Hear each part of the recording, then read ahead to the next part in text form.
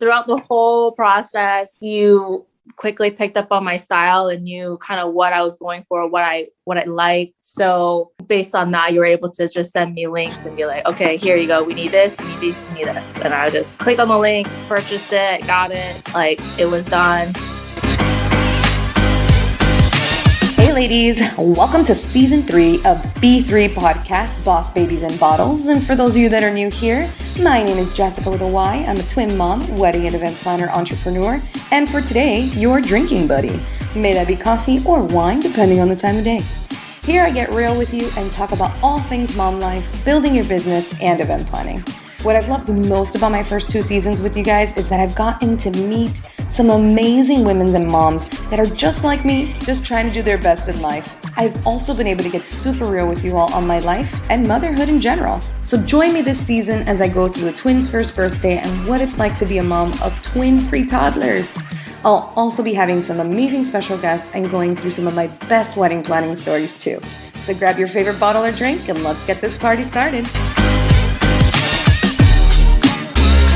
Hey everyone, welcome to today's episode of Boss Babies and Bottles. Today I have one of my very own EBJ brides, Miss Megan Pack. How are you today, Megan? I'm good. Thank you for having me. Yeah, I'm super excited. We're jumping into this series, as you guys know, about weddings and talking to actual past brides and going through their stories and how everything kind of worked out for them. So I'm super excited about these episodes that we're doing in this mini session for B3. So Megan was actually a friend of one of my brides, one of my other brides, Heidi Gamboa, which I married her back in October 2018. And then she was one of the past brides at my bridal experience in January 2020, brought Megan with her. And Megan originally wanted a very small wedding. And we ended up with a small/big wedding, if that's even possible. We did both. That's a good way to put it. Small/big.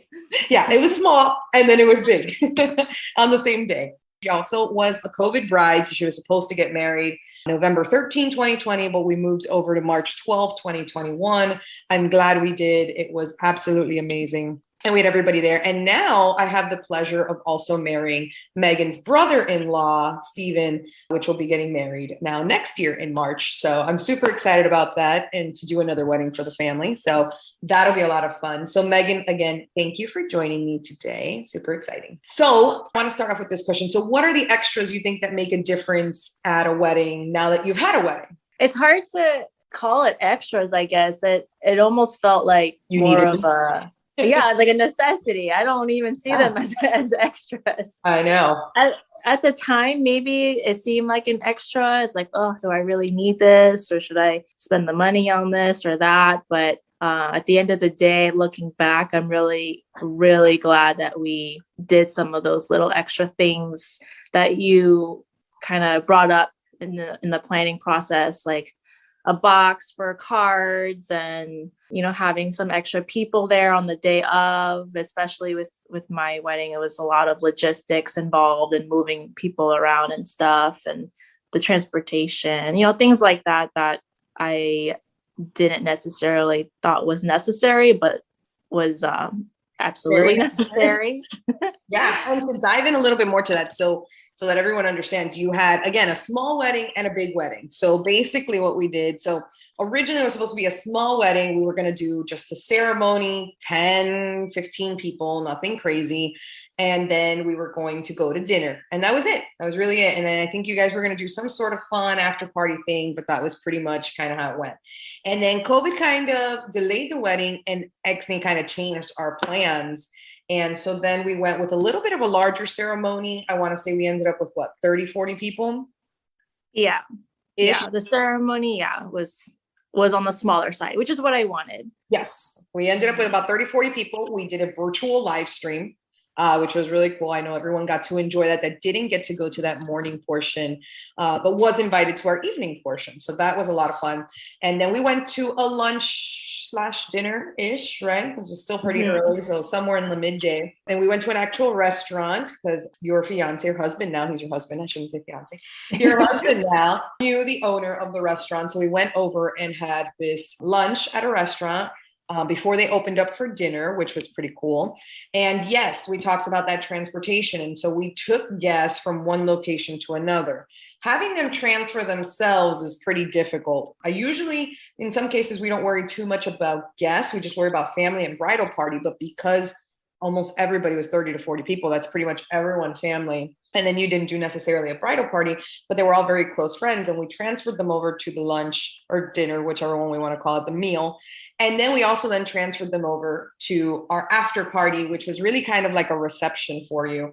And you also guys invited more people to that. And then we had this really fun party on a rooftop down in Miami overlooking the city. And that was absolutely beautiful. So that's definitely just kind of giving everybody a little bit of our change of plans and background on how we kind of do everything. So obviously, I know, one of the things that you guys tried to do was kind of start, besides and I don't mean to make this sound in a bad way, but there was a delay in making decisions, partly because you guys are obviously super busy, and with COVID happening, there's just a lot of craziness and a lot of, just not really for a while there, not even a desire to really plan. And that happened not just to you, to every bride, like it's this disillusionment of, this is what it was supposed to be. And now I don't know what it's going to be. But hopefully you feel now that the wedding is over that everything came out even better, hopefully, than expected / planned. Yeah, definitely. I knew I was just really going back and forth for the whole COVID thing. And a lot of the guests,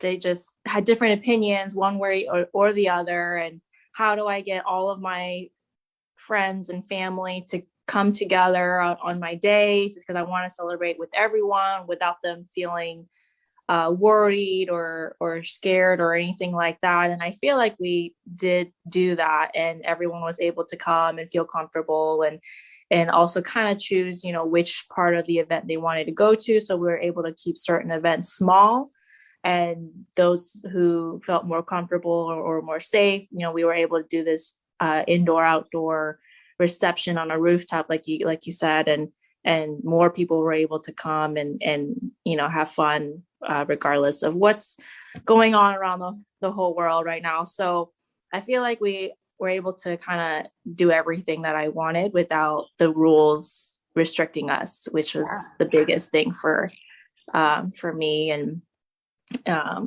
so yeah, I'm really glad with everything, how it turned out, and all those extra things, like you said, was definitely necessary. I mean, the Dipp photo booth was like the last add-on minute addition.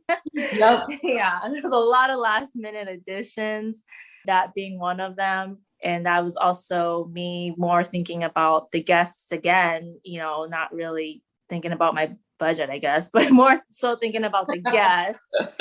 I hope we weren't that over budget. Well, there were just so many changes and so many things that you had to do. So, the photo booth was definitely probably one of my favorites. I don't know if you ever saw this, because Dipp, I know, sent it to you. These are my photos with our friends. I actually took photos on the photo booth. I usually do, by the way, for all my brides. You usually will find me and my staff or someone in the photo booth.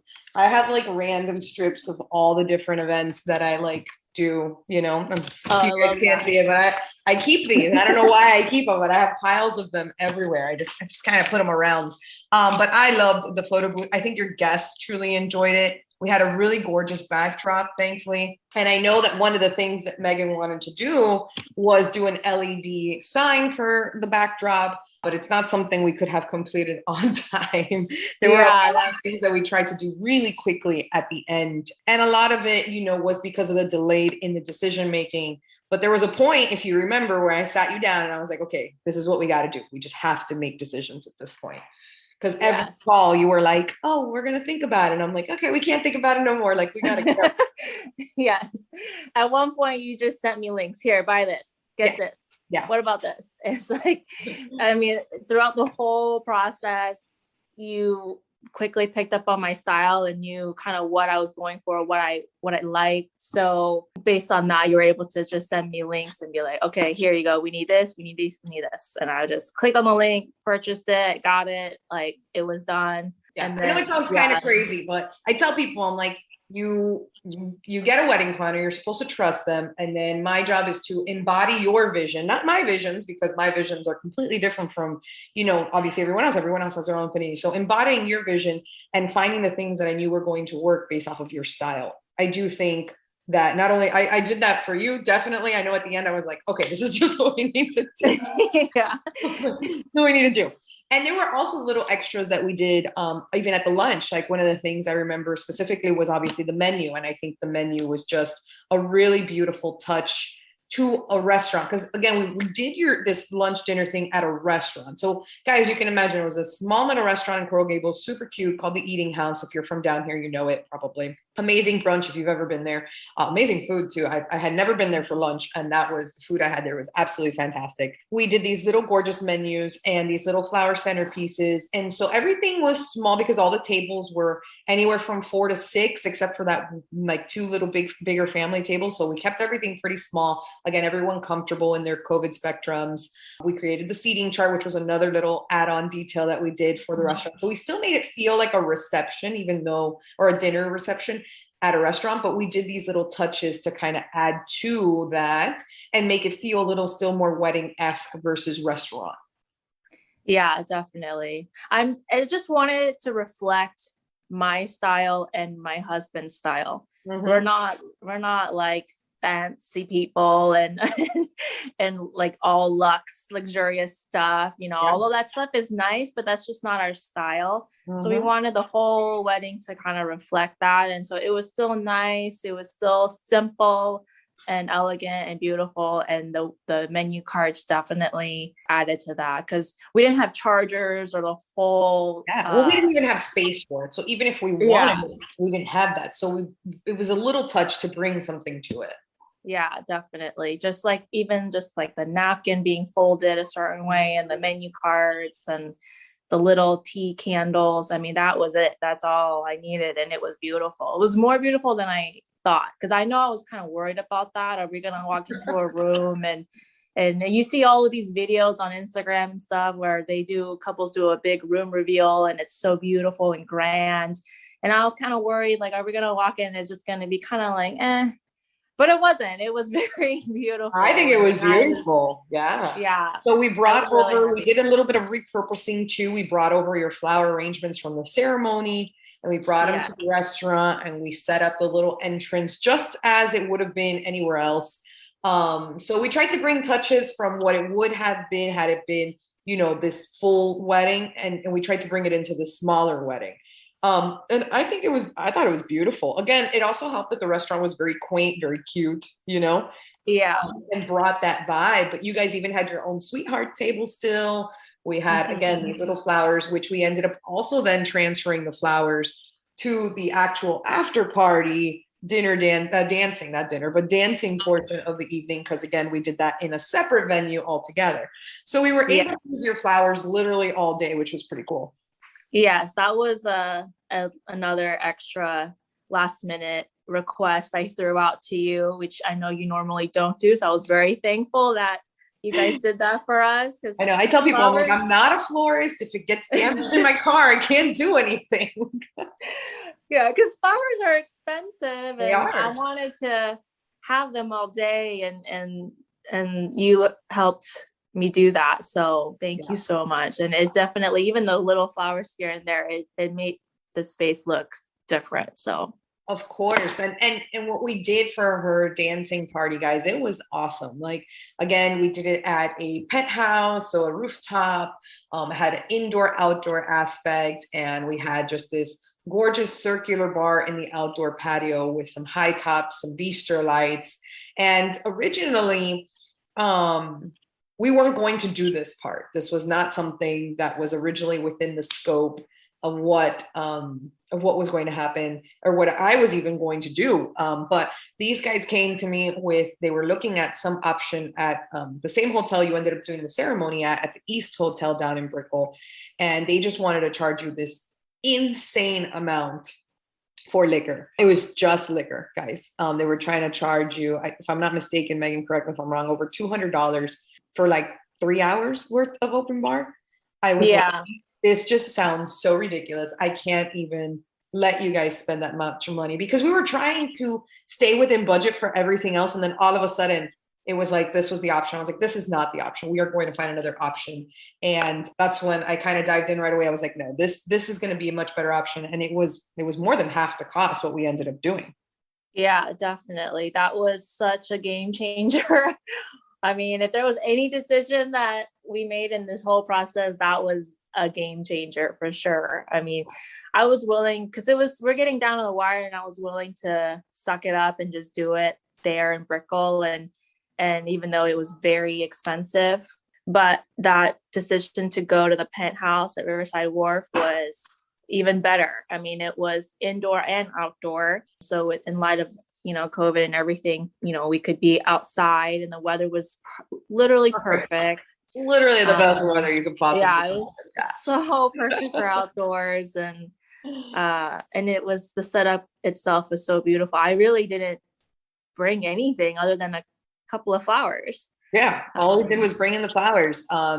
We had lounge furniture, we had the DJ, we had him bring some lighting to kind of bring in that aspect. It was just bistro lights, lounge furniture, seating. We had high top seating. Again, that circular bar, the DJ. It wasn't anything super fancy, but it was so much fun. And even Dipp photo booths, like they had a lot of backdrop options, but I didn't even end up using any of their backdrops because their setup was so nice. And they had like a really nice kind of green / wood background that I really liked for our photos. So and we put the photo booth right at the entrance. So as people came in, they literally were able to do this photo in this gorgeous, it's like these diagonal, half hedge, half wood. So it was like very modern, but still with that wood kind of feel. Because you were more onto the modern vibe, but you still had that vintage floral look. So I think it went really well with your vibe. And they have all these really cool props too, which people love. They have all like Avenger style props, and then these little cool signs. So definitely super great add-on. I think your people were really using it all night. Yeah, I ended up getting a lot of photos from them, which that's the best part is that they send you all the photos at the end that everyone took. Yeah, and all the digitals. So that I like to send them to people, and then I like watching them because they're so funny. I love it.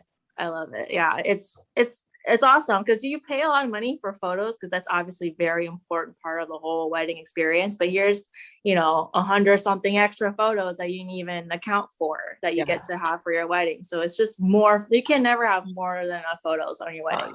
I agree. So. I think the next day I remember after my wedding, I sat there and I think I put like a message or something. I can't remember if it was like on Facebook or Instagram. And I was like, everyone, please just send me all photo videos. I don't care what you took it of, just send it to me. And I got this influx of all these photo videos from like all family and friends.